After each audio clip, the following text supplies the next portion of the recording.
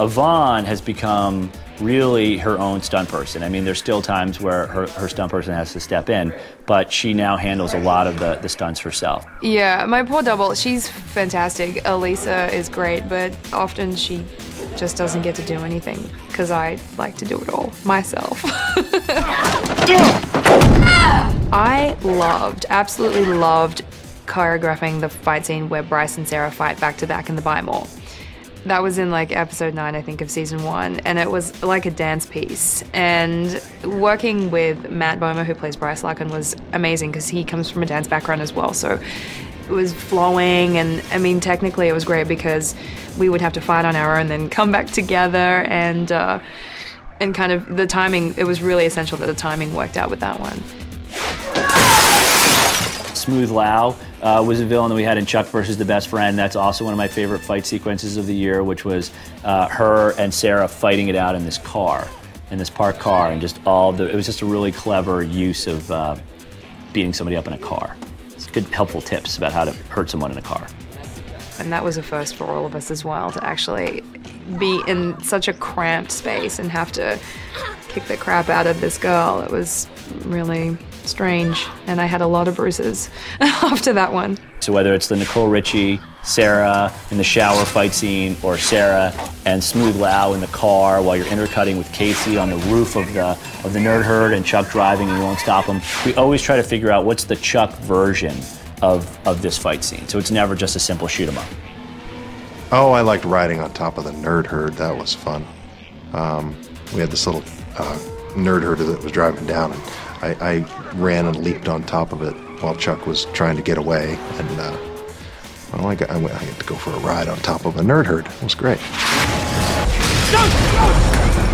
One of my favorite sequences from this year is from Chuck versus the Gravitron. The Gravitron, which is something Chris wrote, which has always been his fantasy to write an action scene inside of a Gravitron. If I had to explain what a Chuck version of an action scene, that Gravitron set piece would be it. What we thought would be really cool is like what happens if like Chuck and a bad guy are in the Gravitron at the same time. You have this kind of slow-mo chase. As the Gravitron speeds up, they're kind of, sliding along the walls with Chuck trying to get away and the bad guy just a few spaces behind him. What's great about it is that not only is it funny, it's also scary at the same time. And that's kind of like the thing with these action sequences that's so important.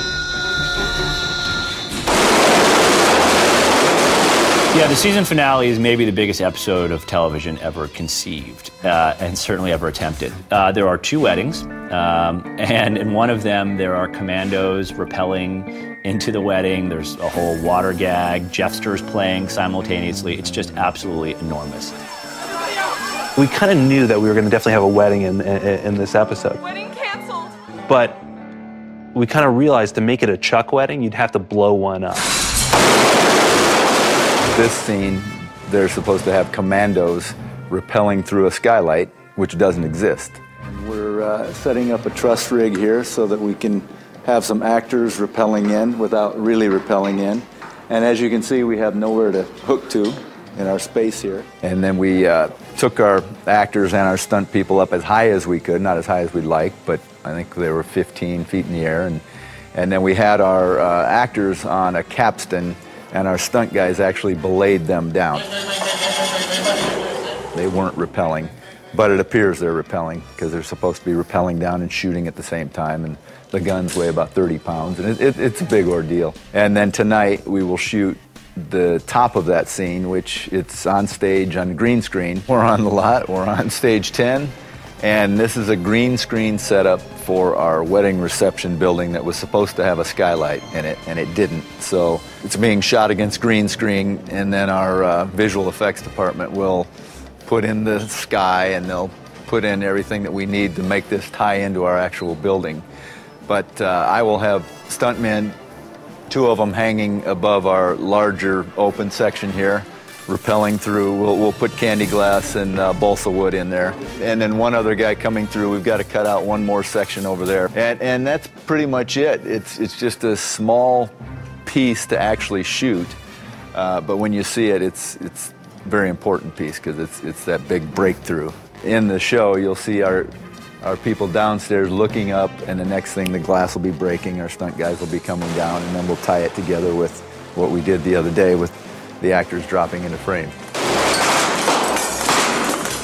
It was supposed to be this very nice setting and you know, gifts and tables that were set ready for people and the ice sculpture and the cake. And Chuck was trying to protect this more than himself during our big shootout.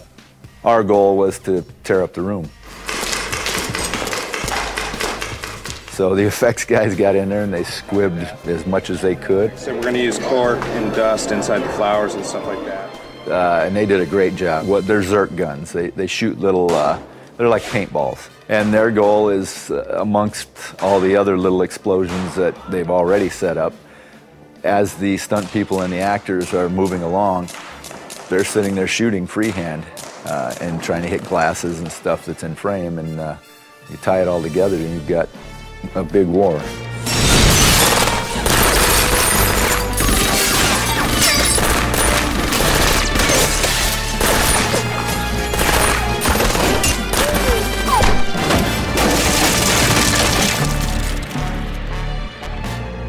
You rang.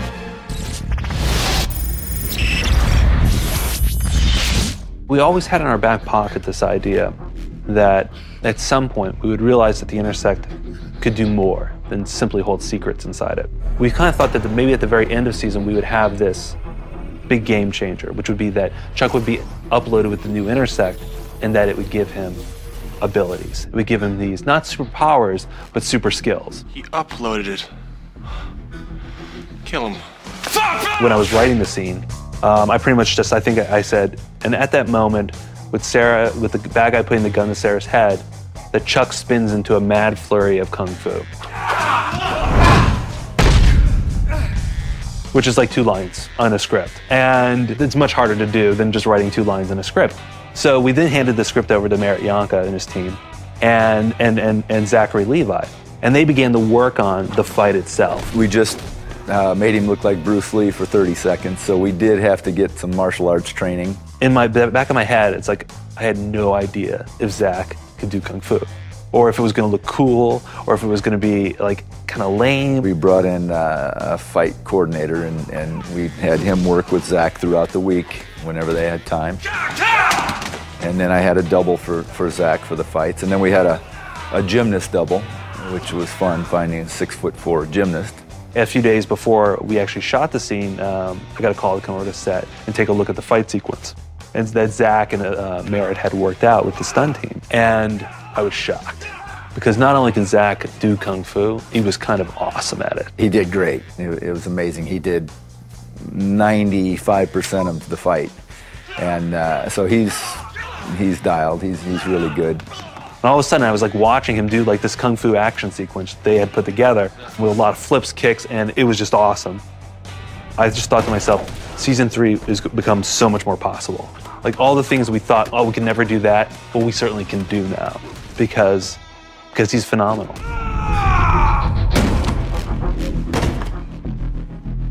Chuck? Guys, I know kung fu.